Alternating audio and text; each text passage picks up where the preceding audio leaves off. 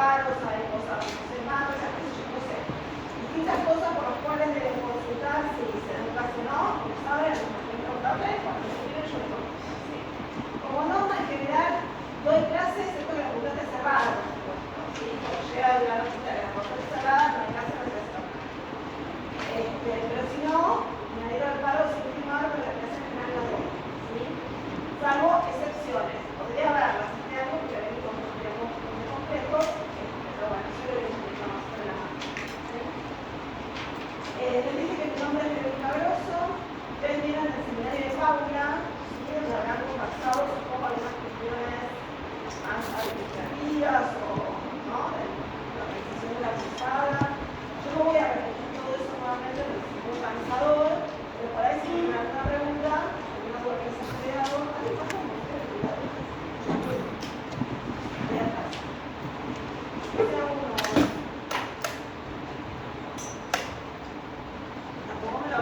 ¿Lo apago el otro? No. ¿Ahí? Déjalo, pero que te volando. ¿Alguien tiene alguna duda? Sí, entonces. Algo que se haya quedado pendiente de entender.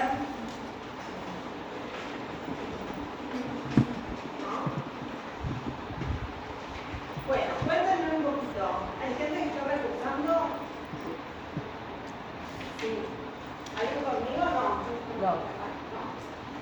¿Solo ustedes dos? ¿Nada más? 3, 4, ahí va. Lo demás es como más o menos primera clase en la facultad. ¿Sí? ¿Para quién es primera clase?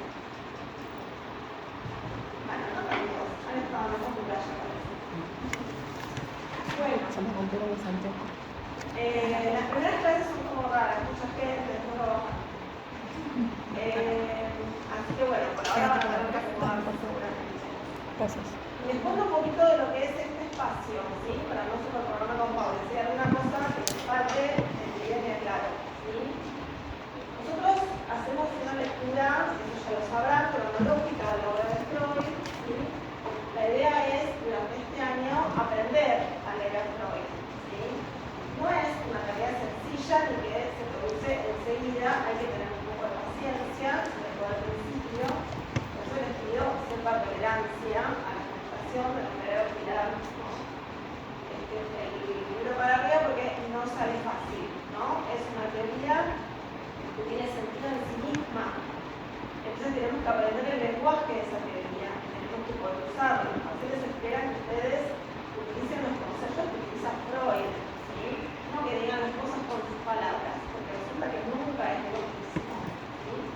Hay conceptos que son internos propios a la teoría que en el sentido común tienen otro sentido, ¿sí? No sirve leer a Freud con el diccionario de la Real Academia Española. Entonces, en este año lo que vamos a hacer es aprender a leer. Yo confío en que voy a poder enseñarles si ustedes van a poder aprenderlo, pero se necesita cierto tiempo, ¿sí? En ese tiempo hay que acercarse al texto con buena onda y predisposición, ¿sí? Y con paciencia, ¿sí? Ustedes saben que hay 3 espacios en la materia. Vienen del seminario, van a tener teórico los viernes. Eso implica mucho material de lectura. Recién una compañera hablaba de la bibliografía y en general los estudiantes tienen un anillado con todos los textos copiados. Si no es eso, nosotros utilizamos la edición de Amorrotu, dentro de varias producciones, y la cátedra se usa esa, ¿sí? Así que si tienen otra, no se creen, porque hay no hay correspondencia entre las páginas, ustedes no van a poder ubicar qué parte del texto, ¿sí? Aparte de que hay una muestra en la traducción que no son exactas, pues sería lo de menos, sino ubicar qué hay que leer, ¿sí? Hay títulos que cambian, ¿sí? Así que si buscan algo, tienen que buscar a modo de hay versiones digitales que pueden buscar, ¿sí? El material es accesible, solo tenemos a Freud, no hay otro autor, ¿sí? Van a ver que hay textos que aparecen en los distintos espacios, ¿sí? Por ahí lo trabajamos acá, pero también se trabaja teóricos. Entonces, lo ideal para que ustedes se ordenen es que no sigan el orden que está anillado, porque no es el orden del programa necesariamente, ¿sí? Sino que lean por espacio. Para eso necesitan el programa. ¿Sí?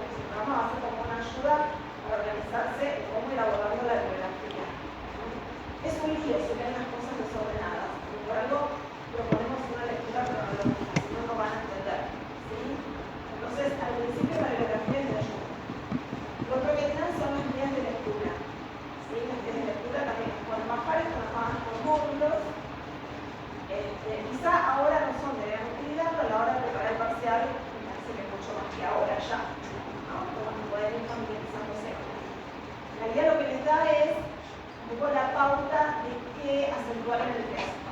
¿Sí? Los textos de Freud trabajan un montón de conceptos a veces y por ahí lo estamos utilizando para un concepto. Entonces el acento está puesto ahí, ¿no? Sin saber nada, agarrar el texto, uno lee y no puede determinar eso. Lo que va al principio. Entonces la guía de lectura te da una pauta de por dónde, ¿sí? Qué acentuar. ¿Está? Bueno, lo otro que les podría decir es que es mucho material, lean. Este es como consejo más de madre, digamos. Pero bueno, si no van como medio con la lectura el ritmo, digamos, después es un montón. La verdad que es un montón abrumador, inabarcable, difícil. ¿Sí?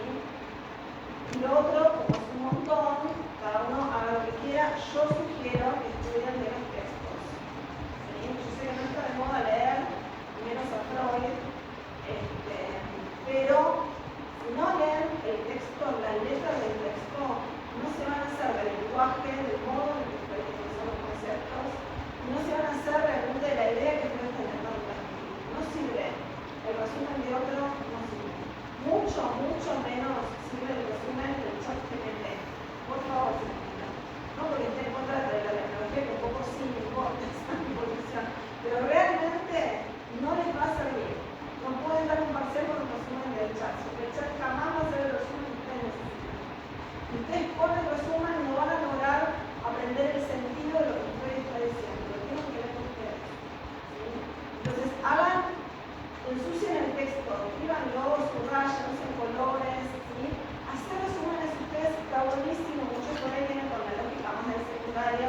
Lo tenían así para leer. Esto, si ven el anillado, es así. Es un montón hacer resumen de eso. Están usando otras materias, después no llegan. A mi gusto, hacer resumen del que sea, aunque sea de ustedes, es complicado. Mejor que agarren el texto y lo trabajen desde ahí. ¿Sí? Esa es mi sugerencia. Después ustedes verán qué hacen. Cada uno tiene su método y su forma. ¿Sí? Tampoco me voy a meter con eso. Bueno, así como de sugerencia más maternal, no sé si tengo muchas más. ¿Ustedes quieren saber algo más?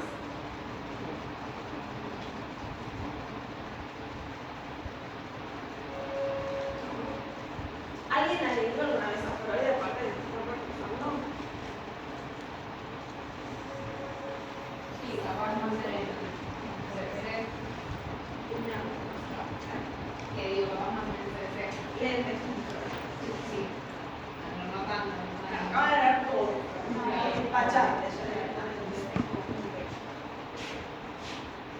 Bien, y los que han tenido alguna relación con el texto, ¿qué pueden decir? No digo con un texto en particular, cómo Freud escribe, cómo es el acercamiento, cómo fue el acercamiento a su texto. Freud ya pasando por la materia, no sé exactamente por qué están regresando. Para decir que es otra su experiencia. Difícil. Difícil, ¿verdad? Al principio sí. Claro. El primer texto por ahí es como medio complejo, ¿no? Porque no es un vocabulario por ahí moderno. Sí. Entonces, como que cuesta seguirle el hilo. Y sí, como vos decís, resúmenes de otros, no, y ChatGPT menos. Lo que pasa que por ahí, en mi caso, que yo estoy recursando, dejé, porque claro, se me fue haciendo una bola de nieve y es imposible abarcar. No la puedo remontar. La bola libre.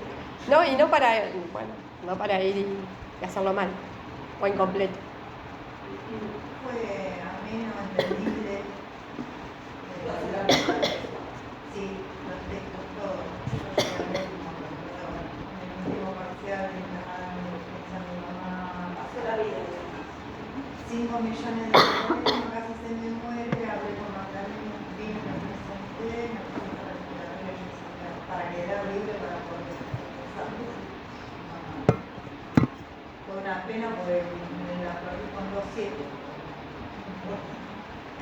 Bueno, No, ahora te va a resultar más. sí. Bueno, un poco retomando lo que decía la compañera, hay algo de lo complejo de cómo Freud escribe, como les digo, porque hay términos que hay que aprender qué quieren decir dentro de su teoría y demás, porque no deja de ser una escritura de la época victoriana, nota, la obra es un texto muy formal,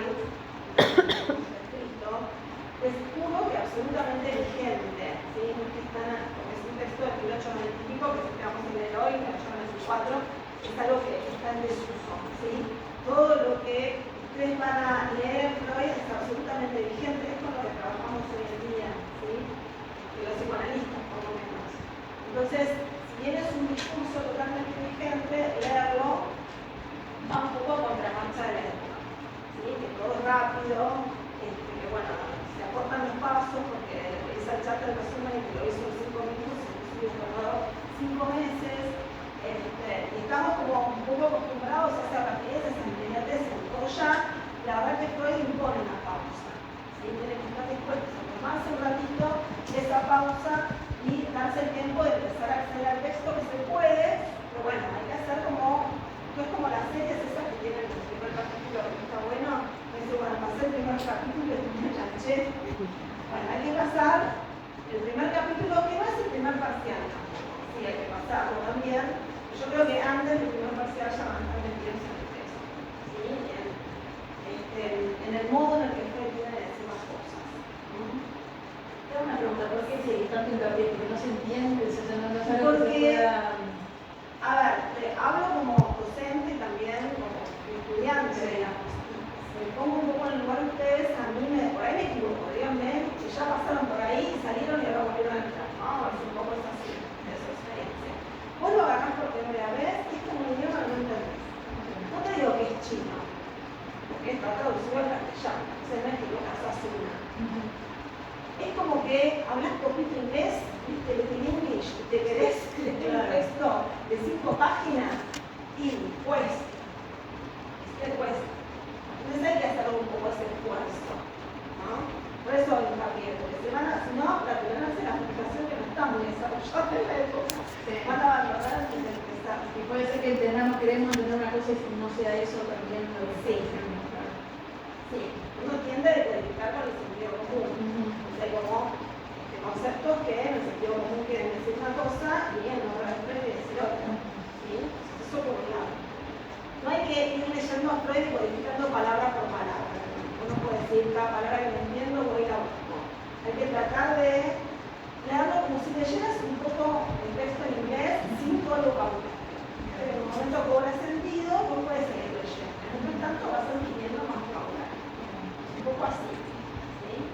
Ahora, por ahí estoy siendo exagerada y haciendo demasiado hincapié en esto, tanto es su experiencia también. ¿Sí? No sé, yo la verdad creo que el psicoanálisis es una materia que todos tienen que aprobar, pero no es para todos. No es para el gusto de todos, no es para la combinación de todos, hay gente que le gusta muchísimo, otra que me fascina. ¿Sí? Mi propuesta como docente es que, bueno, capturar la atención de ustedes y que se sientan convocados, ¿sí? Por lo que tienen para decir, porque la verdad que un genio, digamos, inventó algo que todavía tiene vigencia muchos años después, ¿sí? Pero entiendo que la época crea un poco de resistencias. Entonces, para ello estoy un poco así como para el principio. Hablando de las resistencias actuales. Y también va cambiando lo que dijo al principio, después lo va modificando y todo. Bueno, esa es otra cuestión que también va un poco a contramarcha de la época, porque como queremos todo ya de una, y lo que Freud propone es la construcción de una teoría a lo largo de muchos años, una teoría que empieza a armar, a construir a partir del encuentro con la clínica, principalmente con la histeria, ¿sí? Y ese mismo encuentro con la clínica lo hace ir reformulando algunos conceptos a lo largo de toda la obra que lleva, no sé, alrededor de 40 años, ¿sí? Más. Entonces nosotros en la lectura cronológica que proponemos, lo que tenemos que hacer muchas veces es hacer lo mismo que hizo Freud, digamos, ¿no? Presentar un concepto, ustedes lo entendieron, tuvimos un parcial, todos lo aprobaron, y después del parcial les digo, bueno, esto es así. Ahora es así. Entonces muchos dicen, ¿y para qué lo aprendimos? Esa es la misma pregunta de ¿para qué no existe matemáticas? Si no lo voy a usar. Bueno, porque tenés que saber poner bueno, no hay mucha vuelta, no hay otra forma. ¿Sí? Así que sí, hay varias reformulaciones en la teoría, más allá de una muy central, más o menos a la mitad del 1920, ¿sí? Muchos conceptos se van reformulando. Bueno, no sé si se me ocurre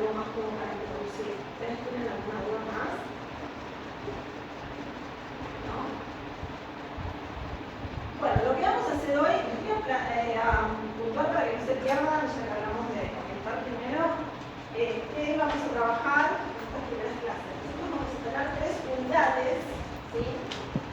Y luego el parcial. Entonces, las primeras 3 unidades, la tercera es sueños, ¿sí? Con sueños inclusive que podamos el primer parcial, ¿sí? Para prácticos, que dicen, ¿no? Teórico por ahí si 3 se traducen en más, no sé bien cómo viene la numeración ahí, ¿está bien? En esta primera unidad el eje es muy introductorio, tiene que ver con los inicios, ¿sí? De la obra freudiana. Nosotros vamos a trabajar un texto hoy, puntualmente, que es de 1894, ¿sí? Que se llama Las neuropsicosis de defensa.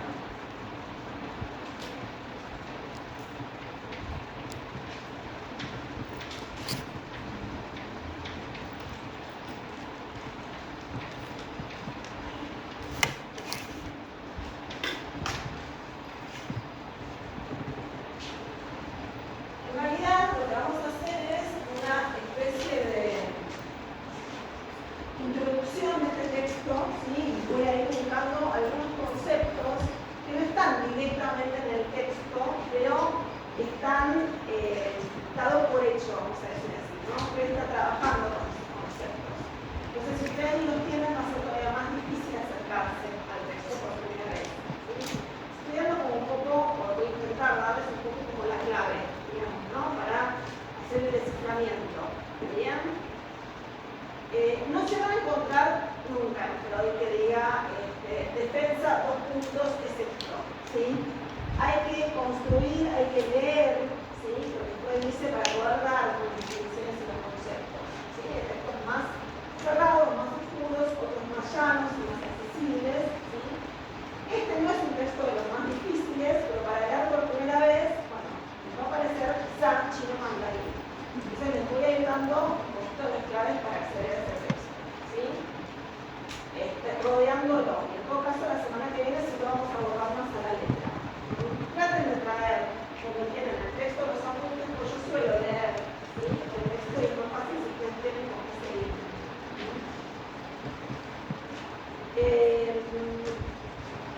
Este es el primer texto. No voy a avanzar con los otros que tenemos, porque me basta con que para la que viene lean este por lo menos, ¿sí?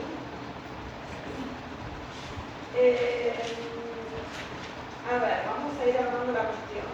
Primero, situar algo central va a ser situar el eje de ese texto, que va a ser justamente la defensa, lo que vamos a llamar la teoría de la defensa, ¿sí? Con la teoría de la defensa, lo que Freud hace es explicar cómo se causa, cómo se produce esto que llama la neuropsicosis, ¿sí?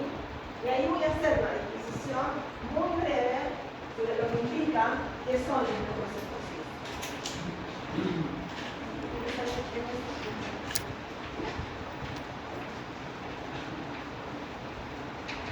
Las neuropsicosis, que son de defensa, luego van a cambiar de nombre, ya no van a aclarar que son de defensa, pues son todas de defensa, no se lo tiene que aclarar, ¿sí? Ahora porque estoy introduciendo el tema.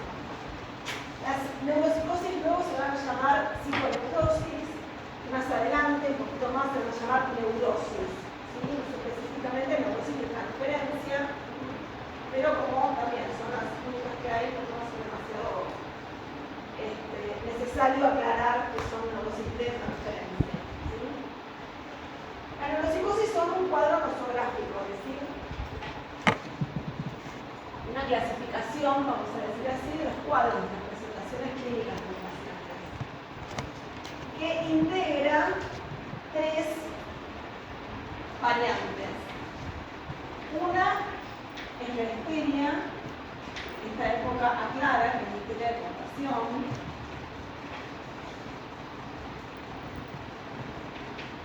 Otros son las obsesiones y fobias, que ahora forman el mismo grupo, están discriminadas. Y un tercero son las psicosis alucinatorias.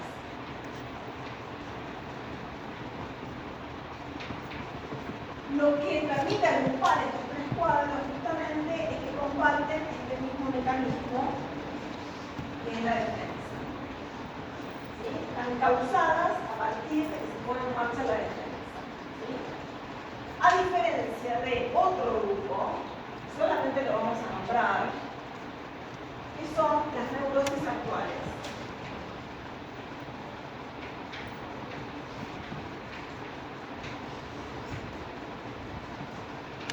Están compuestas por la neurosis de angustia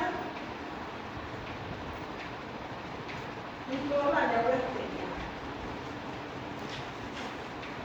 No me voy a meter con este grupo.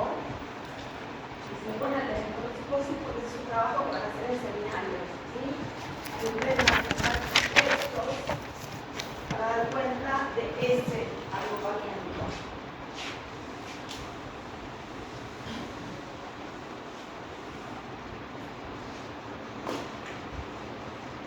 Pero sí les voy a ubicar que lo que permite diferenciar un equipo, vamos a decir así, del otro, es que aquí funciona la defensa, que es un mecanismo psíquico, que ahora vamos a ver a qué se refiere.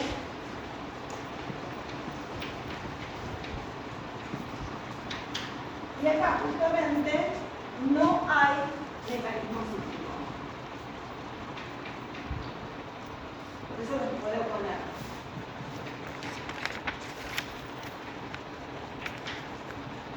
Esto es el título informativo para que no se pierdan en algunas nominaciones que por ahí utiliza, ¿sí? Esta no es una materia psicopatológica, entonces no vamos a empezar a discriminar demasiado puntillosamente la forma que toma la neurosis afectiva a diferencia de la que toma la histeria, ¿sí? Es mucho más grosero, le diría, ¿sí? Lo que vamos a aprender de psicopatología, muy básico, ¿no? Pero esto nos importa justamente porque acá hay un mecanismo psíquico y acá no, ¿sí? Y ese mecanismo psíquico es la defensa, y la defensa se rige en el contexto de lo mismo. ¿Muy bien? Entonces, nos detenemos un poquito en algo súper básico, que es necesario, que es dar cuenta de qué quiere decir psíquico. ¿Sí? Muy necesario porque lo psíquico es nuestro objeto de estudio. ¿Sí? Llegamos a psíquico. Pensemos un poco, cuando decimos psíquico, ¿a qué nos referimos? ¿Sí? Así dije, mecanismos psíquicos. Puedo hablar también de aparato psíquico.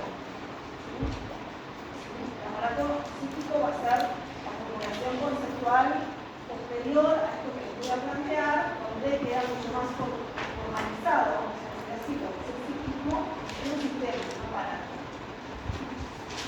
¿A qué les suena psíquico?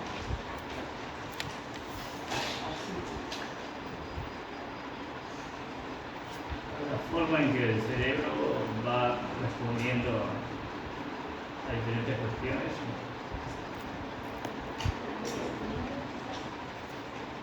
¿Qué más?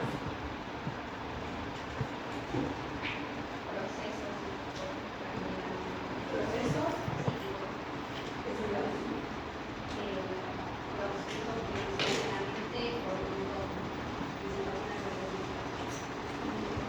Bueno, por ahí dijimos cerebro, mente, conciencia.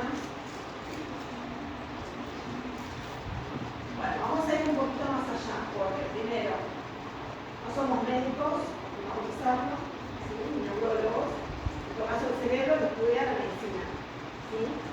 Vamos a poder decir que es el sustrato biológico, fisiológico, hasta químico, si quieren, eléctrico, ¿sí?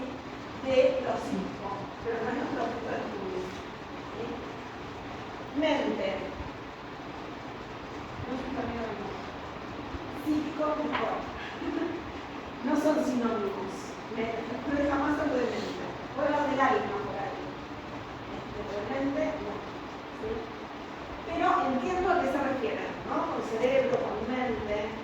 Yo entiendo. ¿Ustedes qué entienden cuando hacemos eso? Porque yo digo, bueno, ¿qué hay en la mente, en el cerebro? Ideas.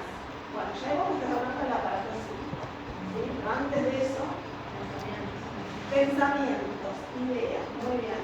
¿Y de qué están hechos los pensamientos? ¿Cuál es la materialidad del pensar? El lenguaje. Bien. Este es nuestro sustrato, el lenguaje.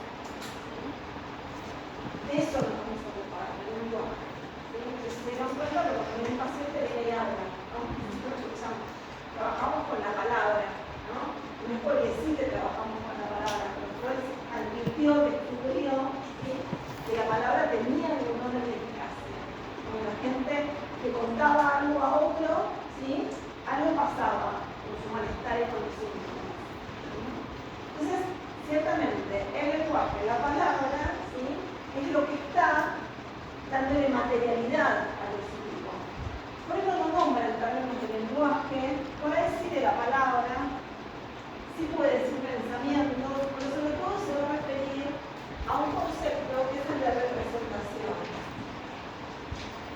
Puede llegar a decir huella también, y a veces utilizar la palabra huella y la palabra representación como sinónimos, a veces hace una diferencia, pero es muy fina, la estatura no vamos a tener en eso. ¿Sí? Pero la representación, la huella, yo les propongo que la pensemos como la palabra, pero en términos más subjetivos, ¿no? Como la apropiación subjetiva de la palabra. ¿Sí? Porque creo que las palabras, aún en el castellano, siendo la misma palabra, no significa siempre lo mismo, ¿no? En distintos grupos, por ejemplo. ¿Sí? Si nos vamos incluso cerquita, no sé, el país del lado, o por ahí hasta otra provincia, ¿no? Hay algo en el lenguaje que supone la apropiación subjetiva. Ahora estoy hablando de un grupo, que también podemos ubicarlo en lo singular. ¿Sí? Una palabra para vos o para mí puede tener sentidos distintos porque está conectada con palabras que hacen a mí, acervo, representacional, que tiene una historia, que tiene un contexto. ¿Sí? Y entonces esa palabra no tiene la misma carga afectiva por ahí para mí que para vos. No la escuchás igual, escuchás otra cosa en eso que o la usás de otra manera. ¿Sí? ¿Se entiende? Yo me refiero con la apropiación subjetiva. Las representaciones son la palabra, esa es su materialidad, pero en lo singular y la apropiación que cada uno puede hacer de eso. Más allá de que obviamente compartimos significados, ¿sí? Hay algo de uso común y de sentido común que nos permite entendernos, ¿no? ¿Sí? Ahora, lo psíquico es representación, pero no solo representación. Porque esto que ubicamos en términos de pensar, que muy intuitivamente decimos está en la mente, en el cerebro, por acá, y que variemos, ¿no? No importa exactamente dónde lo ubiquemos. Además, manda, así como un corpóreo en una nube de datos, ¿sí? Como el no, un cuerpo, ¿sí? Portamos un cuerpo, ¿no? Los seres humanos somos y tenemos, ¿sí? Porque no hacemos las cosas, no sabemos esa diferencia, cuerpo, ¿no? Y ese cuerpo tiene una relación íntima con esto que supone la representación, ¿sí? Porque a partir de que algo se representa, tenemos alguna aprensión de eso, si no, no podemos aprender nada si no está representado, ¿sí? Y somos los seres humanos, como especie, los únicos, hablados y hablantes, ¿no? Con la particularidad de que además nos hablan antes de que nosotros podamos entender lo que nos dicen, ¿sí? Y antes de que podamos nosotros mismos hablar, ¿sí? Y eso tiene efectos, deja marcas muy significativas en la constitución de los objetos humanos, ¿sí? Entonces, lo psíquico es representación, es huella, pero también es cuerpo. ¿Sí? Y el cuerpo, en Freud, toma la forma de otro concepto que se llama afecto, que también se llama, tiene varios modos de nombrarse. Afecto, carga,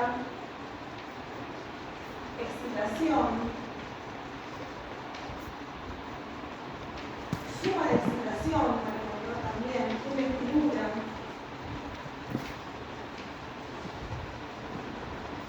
Miren que la palabra afecto no tiene nada que ver con el amor, ¿sí?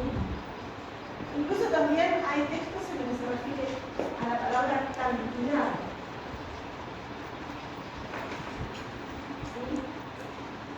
Entonces, digamos que lo psíquico es una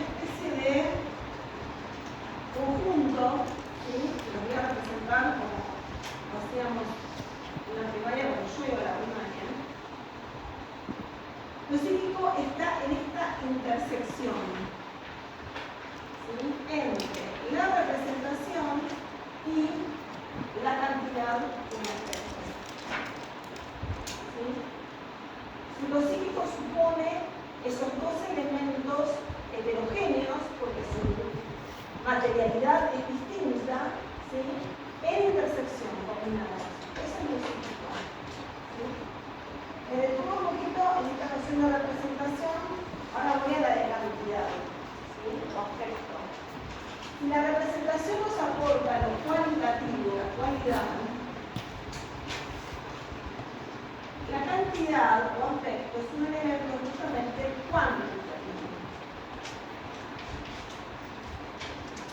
Ahora, ¿a qué se refiere esto de cantidad? ¿No? Freud escribe en un contexto científico, que no es el actual, ¿sí? Lejos de la IA. Las ciencias duras del momento eran la física, la fisiología, ¿sí? La matemática.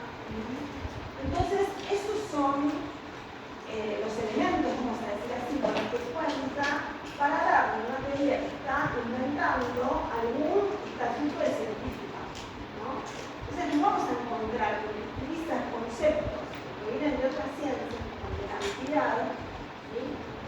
Y les da un uso y un giro que es propio. Porque resulta que esta cantidad, en la época todo se medía, ¿no? Había que medirlo, era mensurable, ¿sí?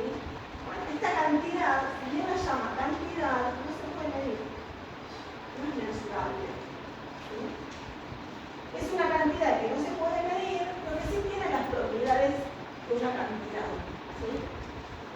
La cantidad, es decir, la energía, podríamos llamarlo de este modo, tiene la propiedad de incrementarse, de disminuir, ¿sí? Y esta particularmente tiene una propiedad muy importante, que es que se mueve, se desplaza.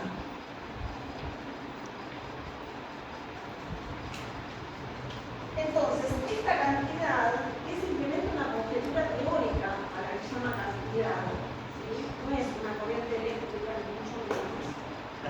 Inviste las representaciones. ¿Sí? El término investidura es un término propio de Freud, se escribe con N de corta, no es un investir porque choco con alguien, sino investir, ¿sí? Con B corta y N. Viene de la palabra investidura, ¿sí? Que supone esa cantidad que inviste la representación. Podríamos llegar a decir la carga, ¿sí? La fuerza de la acción. Sí y no. ¿Sí? Parece, uno va hacia ese lado, ¿sí? Tiene que ver con una fuerza en el sentido de que es como la nafta de este sistema. ¿Sí? Lo que pasa es que estamos enchufados a los reyes. Entonces esa fuerza tiene que ver con un concepto que se da una teoría muy posterior, que es la presión. ¿Sí? Es decir, que sí tiene que ver con, es la energía de este sistema psíquico. ¿Sí? Pero esa energía no es ni solar, ni es eólica, ni es eléctrica, ni es nafta, ¿sí? Es pulsional. Entonces, esta energía inviste la representación. ¿Sí? Eso se llama investidura. La representación sin investidura es una representación débil, no tiene carga, ¿sí? Y a veces la investidura carga de más que una representación y la vuelve intolerable, ¿sí? Esto es lo que Freud llama representación inconciliable, ¿sí? Que es otro concepto que no me voy a entender. Entonces, ¿de dónde viene esta energía? ¿Sí?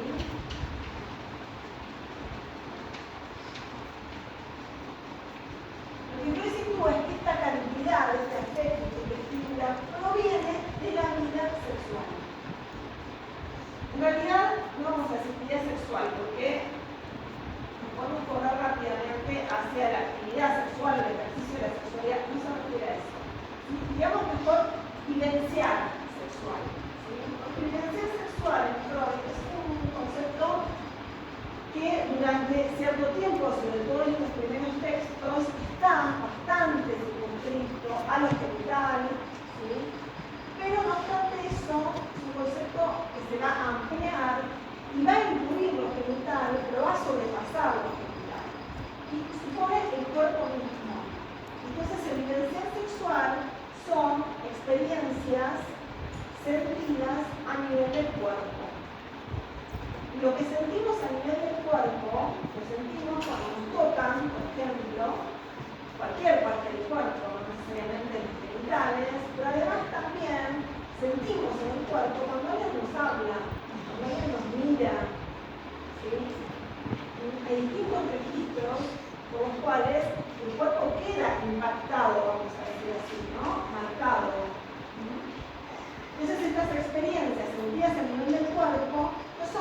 solamente que alguien toque los genitales de otro, ¿sí? ¿Se entiende? Si bien Freud durante cierto tiempo, insisto, se recorre en los primeros textos, circunscribe el enunciar sexual a eso, ¿sí? Rápidamente lo va a ampliar. Vamos a tener un concepto mucho más amplio de lo que es la sexualidad que la genitalidad, ¿sí? Entonces, esta carga, este afecto, esta cantidad proviene del enunciar sexual, ¿sí? Es decir, vuelvo, tenemos un cuerpo, ¿sí? Ese cuerpo supone estímulos que provienen del cuerpo, ¿sí? Algunos que recibimos son exteriores, otros son interiores, ¿sí? Del cuerpo mismo. Y esos estímulos se van a representar de alguna manera. Porque si no se representan, no tendríamos noticia de ellos, ¿sí? Entonces, lo que pasa en el cuerpo, vamos a decir así, se dice, se representa, se expresa, se simboliza, ¿sí? En la representación. Recibimos supone esta intersección, ¿sí? Entre esos dos elementos que somos uno, ¿sí? Porque uno, ser humano, supone esas dos cosas, implicación de esas dos cosas. ¿Se entiende lo que digo? ¿Sí? Bueno, entonces, avanzo un poquito más. Ya dijimos de qué se trata lo psíquico. Lo psíquico va a devenir aparato psíquico. Para estos 4 mojitos recién en el 1900, estamos todavía en 1894, ¿sí? Pero Freud va a formalizar lo psíquico en términos del esquema de un aparato que supone distintos elementos que se interrelacionan, ¿sí? Que se llaman sistemas. Ahí vamos a tener algo que dijimos por hace un ratito, ¿no? Sistema consciente, preconsciente e inconsciente, ¿sí? Que forman lo que se va a dar en llamar la primera tópica freudiana. Porque a partir de que tenemos el aparato conceptualizado, el psiquismo tiene una localidad tópica, ¿sí? Tiene un lugar que nunca se corresponde con el anatómico. No vamos a encontrar lo psíquico en tal lóbulo, en tal receptor, ¿sí? O en este hemisferio, ¿sí? No hay una correspondencia anatómica, ¿sí? Pero sí un lugar que forma, como digo, un sistema, ¿sí? Entonces, vamos a avanzar un poquito más. Estas representaciones investidas, como dijimos, nunca existen aisladas, siempre están conectadas asociativamente, ¿sí?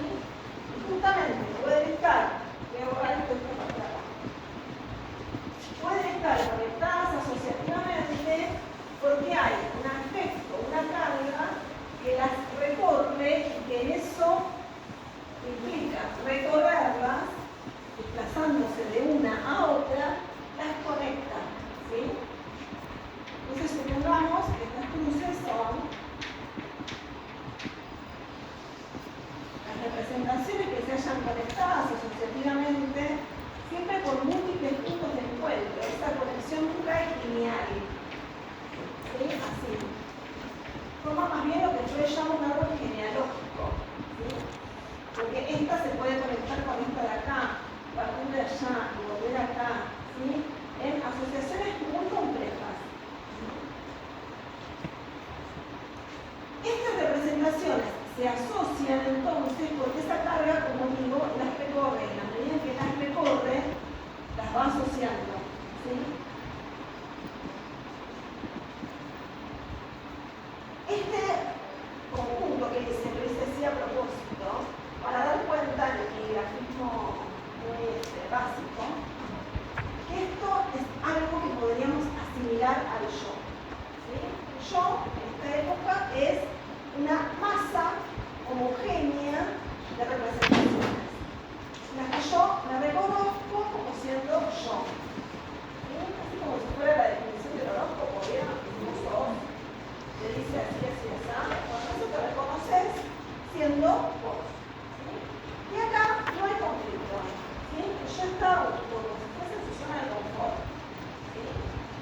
Pero pónganle que alguna representación empieza a hacer ruido, empieza a poner en cuestión a las demás, empieza a cuestionar al yo quién es, ¿no? Entonces ellos empiezan a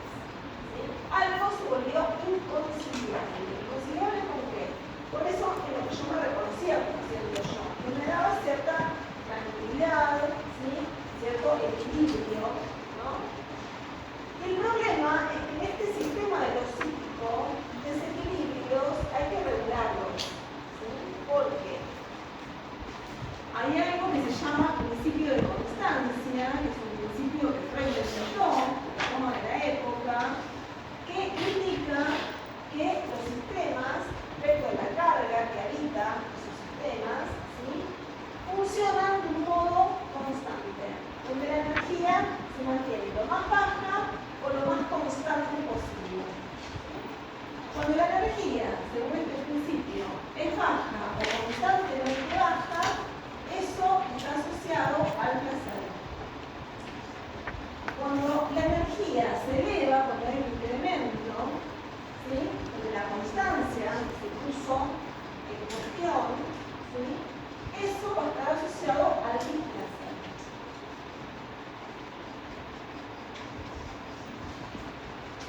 Se vean que yo usé la palabra afecto, que no tiene nada que ver con el cariño. Estoy usando el placer y el displacer de modo tal que no se asimila algo lindo, algo feo, agradable, desagradable, sino algo que sube o algo que baja. ¿Sí? Incremento o descarga, ¿sí?, algo que baja. ¿Sí? Perdón, inclusive hay como baja la energía y eso da placer, y eso es placer. Eso es un placer. Pero voy a hablar del placer de la descarga. ¿Sí?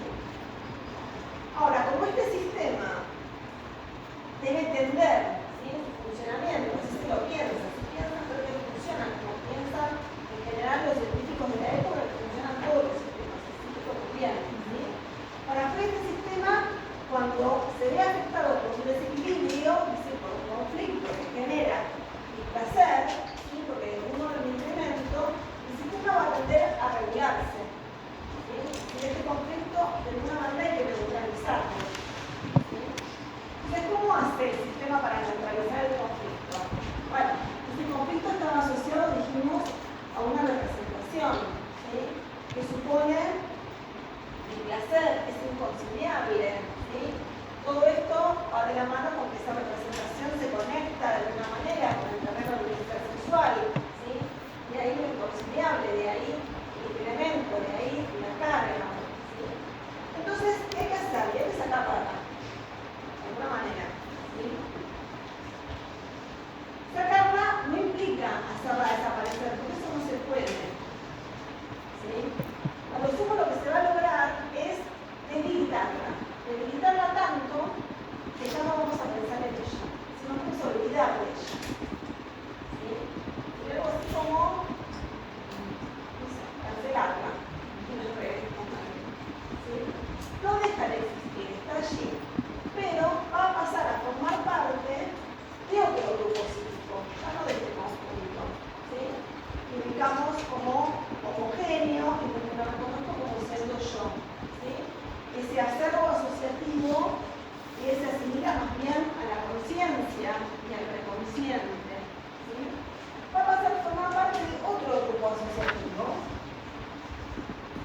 Y lo más importante es que está desconectado del preconsciente o consciente. Y que Freud va a llamar en este texto grupo psíquico segundo. Lo que se produce es lo que se llama escisión de conciencia. Algo se escinde, se divide. ¿Sí? Y estos dos grupos, divididos o escindidos, no van a tener conexión entre sí. Si estas conexiones asociativas que encontramos acá no se van a establecer entre este y este grupo. En todo caso, sí, esta representación en este nuevo grupo va a ser nuevas conexiones con las representaciones que ya estaban en ese grupo o irán entrando luego. ¿Sí? Ese grupo psíquico segundo es lo que Freud va a llamar, cuando tenga el aparato psíquico ya armado, como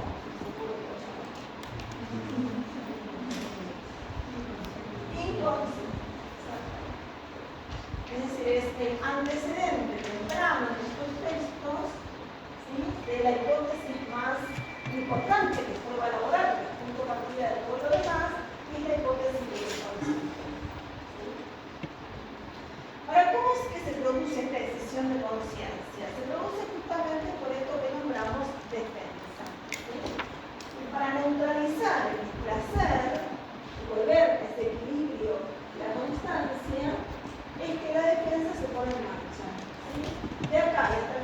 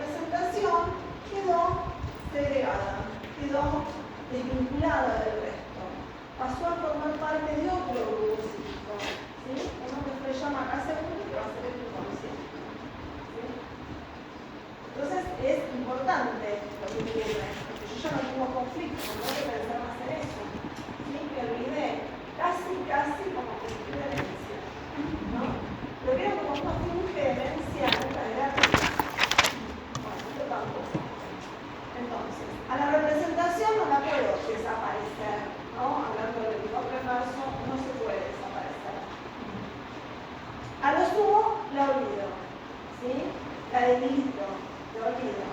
Pero el afecto tampoco lo puedo desaparecer. ¿Qué hago? Lo desplazo. ¿Sí? Me recuerdan que el afecto es una cantidad que se puede desplazar. Entonces, esto que investiga esta representación y que la había vuelto inconciliable, va a pasar a investir otra representación. Que la dibujo chiquitita ahí a propósito. Porque esta era inconciliable. Pero esta no va a ser inconciliable. Esta va a ser una representación niña, indiferente, una cosa, que va a recibir una carga que no es la suya. ¿Sí? Estaba. ¿Vean? Y ya no va a tener esa característica inconciliable, pero como nada es gratis, va a ser posible.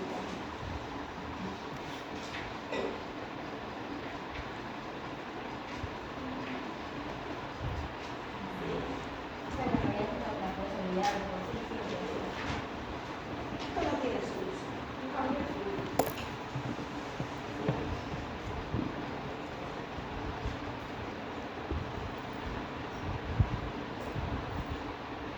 Entonces la defensa intenta restablecer, podríamos decir, el equilibrio de la constancia y el placer, pero nos vamos a encontrar nuevamente con otro orden de defensa, que es el placer del síntoma. ¿Sí? Con lo cual, la libertad es la palabra, la moraleja. La moraleja es que la defensa fracasa por definición. ¿Sí? Intenta poner en marcha para evitar el placer, pero no lo logra. ¿Sí? Porque tenemos a cambio exclusivo. ¿Sí? No sé si todos lo pueden ver claramente, igualmente vamos a hablar sobre esto. Pero lo que pasó es que se sustituyó una representación única.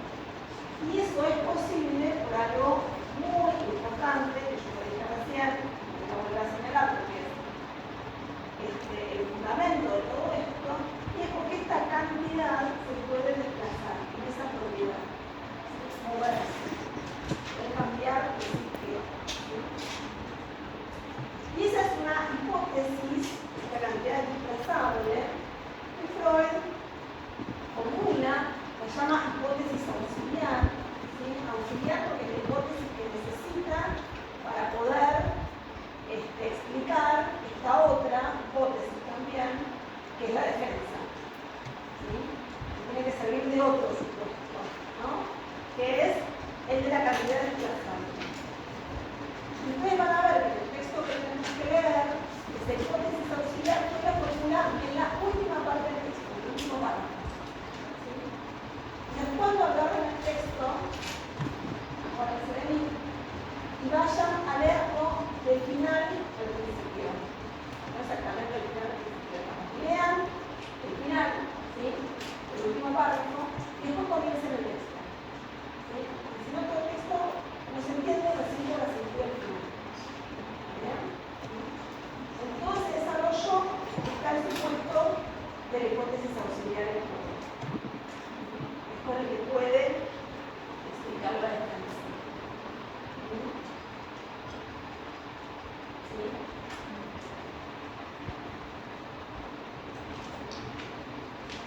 ¿Qué piensas? Hipótesis auxiliar lo llaman por esto. Hipótesis, no, esto es la defensa, el divorcio de la representación en efecto, que la representación queda olvidada en un dispositivo segundo y el afecto desplazado. ¿Sí? La otra representación. Eso es la defensa. Pero para poder explicar la defensa necesita de una hipótesis, por eso lo llamamos hipótesis. ¿Sí? Que es que esta cantidad, este efecto, ¿sí? Puede aumentar, puede disminuir, pero también se puede expresar. Para que no quede dando vueltas una representación a la cual cambia. Exacto. Vamos a ver que tiene como otro efecto, que queda dando vueltas, ¿sí? Cuando no hay representación de cargar, pues eso va a ser un equivalente de otra cosa que vamos a ver más adelante, que tiene que ver con la angustia, ¿sí? Pero más allá de eso, lo que sí es cierto es que quede dando vueltas o quede en una representación, lo que sí no pasa es esa pareja. ¿Sí? Que se puede alquilar.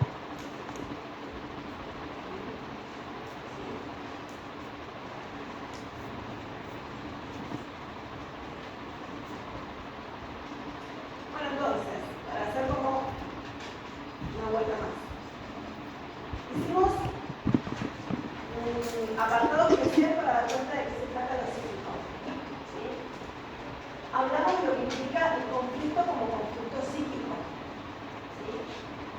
Hablamos de cómo funciona este sistema psíquico y todos los sistemas del principio para Freud, porque en la época implica eso. ¿Sí? Y supone que el principio que llama constancia, ¿no? Cómo ya pueden incluir, si tienen un registro de vuelo, donde la defensa fracasa, porque no se puede eliminar el afecto, ni tampoco se puede eliminar la representación, y donde a cambio de la defensa, lo que termina ganando un síntoma, ¿sí? El equilibrio de la constancia, no nada. Entonces, este principio de constancia, que primero Freud toma, porque se ve un poco llegado, como te digo, obviamente a lo que se dice en la época, va a surgir otro principio que sí es el que Costa, digamos, freudiano, es el principio del placer. El principio de constancia, Freud nunca le sacó, lo que pasa que nunca dijo, como muchas cosas las toma y después las da vuelta. Constancia no hay. Un ejemplo donde podrías ilustrar todo esto que vos dijiste, algún caso, porque son todos conceptos por ahí abstractos y Vamos a trabajar con algunos historiales clínicos, pudiendo ubicar un poquito, ¿sí? Como esto se puede pensar, ¿sí? Como un caso, tenemos también en la materia un espacio que es un espacio operativo que se hace 3 o 2 años, son atendidos clínicos, trabaja con casos clínicos. Pero son cuestiones que no pueden ocurrir ahora. Yo te voy a contar un caso, pero no vas a escuchar este caso. ¿Sí? Entonces, si bien vamos a ir trabajando con algunas apoyaduras clínicas, no es este el momento. ¿Sí? Lo que sí vamos a hacer, la vez que viene, es volver sobre la defensa y poder pensar cómo la defensa va tomando distintas modalidades en la especie con neurosis, con la neuropsicosis que les señalé antes. ¿Sí? En la histeria, en la neurosis obsesiva y en la psicosis alucinativa. ¿Sí? Porque si no, fueron las criminalistas. Bien, se reúnen porque los tres son de defensa, comparten este mecanismo, que el mecanismo funciona de manera particularizada en cada una de ellas. Produce síntomas que se pueden diferenciar. ¿Sí? El síntoma, por ejemplo, la histeria está en relación al cuerpo, el síntoma de la neurosis obsesiva está en relación al pensar. ¿Sí? El pensamiento. Eso lo vamos a hacer la vez que viene. Ahora me parece que es un montón. No han leído el texto. Yo lo que pretendo no es que me hayan entendido, pero mucho menos, sino que con esto ustedes agarren el texto, que no sea chino, sino sea un inglés que más o menos pasan algo. ¿Sí? Yo creo que pueden funcionar para eso. Igualmente ya con ese acceso al texto, la vez que viene, vamos a volver sobre la defensa. ¿Sí? Se me viene a preguntar, ¿cómo llegó, o sea, a través de muchos estudios de casos propios, porque esto es muy intangible, me suena ahora como decir, crear una teoría de esto, a través de muchos casos? Y bueno, yo te diría primero que Freud tiene la genialidad del creador, que todos la tienen. ¿Sí? Este creó, inventó. ¿Sí? Un método de abordaje terapéutico, porque el análisis propone una terapéutica, ¿sí? Que está sostenido en ciertas premisas teóricas. Es decir, el primero tiene que entender cómo se causa este síntoma para después proponer cómo abordarlo terapéuticamente hablando. ¿Sí? Y esto lo hizo en estado práctico. Si no le preguntó a Google, no tenía para hablar con un montón de gente, porque dice que el intercambio de información en la época no estaba muy a la mano, ¿no? Con lo cual cuenta con la ciencia de la época, con algunos interlocutores que ya hablaban, ¿sí? De estas cuestiones, porque era una preocupación en la época, ¿no? El punto de partida es la histeria. ¿Sí? La histeria en esa época, y quizá en esta bajo otras modalidades también, era como una especie de molestia, vamos a decir así, ¿no? Para la ciencia médica, porque se presentaba muy prolíficamente, es decir, abundaban, ¿no? Por los consultorios, las histerias, y lo que presentaban eran síntomas en el cuerpo muy enigmáticos, ¿sí? Porque no se podían explicar por la neurología, no porque faltara información o una resonancia, ¿no? Sino porque efectivamente no se puede explicar. Digo, por ejemplo, algo como muy típico de la histeria, que era una parálisis. ¿Sí? La histeria podía producir una parálisis imposible de explicar médicamente. Como si yo te dijera, te lo digo personalmente porque no sé, ¿no? Que se me paraliza esta parte de arriba del dedo, no sé por qué. Pero neurológicamente, como están distribuidos los nervios, el hemisferio, bla, bla, bla, si yo tengo esta parálisis, tendría que tener paralizada toda la mano. Bueno, sería imposible que eso se fraccionara. ¿Entiendes? ¿Sí? Entonces, este nivel no se puede explicar por momento. En la época, y digo que ahora también, que está tan fuera de época eso, en general se las pensaba como exageradas. Aparte, cuando algo no se escucha, viste que vos hablas bajito, no te escuchas, las gritas. Bueno, las histéricas es como que estamos en la grita. Los síntomas eran muy prolíficos, muy ruidosos, realmente muy vistosos a veces. Entonces eran exageradas, simuladoras, mentirosas, etc. ¿no? En esto se interesa fuerte, un poco asociado con Westphal, que era Breuer, donde escribieron textos muy importantes juntos. La diferencia entre Breuer y Freud es que Breuer le dio como horror, ¿sí? En un momento, a ver, vienen en términos de la invención, digamos, ¿no? Veían a pacientes juntos, Breuer la veía y después la comentaba con Freud, ¿no? Y juntos revisaban. Pero esto de verla en la casa diariamente, empieza a ser algo que fue casual, digamos, ¿no? Uno le dice a Breuer y dice, por un descubrimiento casual, me di cuenta de que cuando Ana, llamó a la paciente, cuando Ana me relataba los sucesos que se habían dado en relación a tal síntoma, ese síntoma desaparecía, ¿no? Ana bautiza un poco ese método puro por la palabra, ¿no? ¿Sí? Porque había algo de hablar que se da cuenta que, bueno, vamos a revisar. O sea, la teoría implica empezar a pensar cómo se causó. ¿Sí? Entonces, hay algo, no es una mentira, no es una exageración, ¿no? Ese síntoma está diciendo algo. Hay que hacerlo hablar. ¿Sí? Bueno, ¿cómo? Con un método. Y ver cantando sobre la marcha. ¿Sí? Como vos decís, es muy artesanal, no es de muchos casos tampoco, no es una muestra, no, son años de práctica, ¿sí? De muchas horas, de muchos pacientes, pero no es primera vez, digamos, ¿no? Muy inaugural. Pero luego se empieza, ¿no? A armar la evolución con otros médicos que también empiezan a hacer sus análisis, cambios, congresos, eso a lo largo de 40 años.